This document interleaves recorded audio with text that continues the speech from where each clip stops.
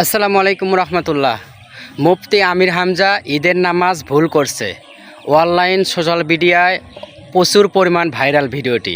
দর্শক বন্ধুরা ভিডিওটি দেখুন, তারপরে কিছু কথা বলতেছি। আল্লাহু আকবার, আল্লাহু আকবার,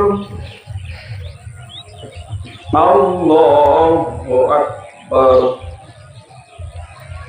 দর্শক বন্ধুরা, কিছু লোক আছে যে মুফতি আমির হামজা ঈদের নামাজ ঠিকই পড়াইছেন এবং তার কাটছাট করে এই ভিডিওটা এইভাবে তৈরি করেছে।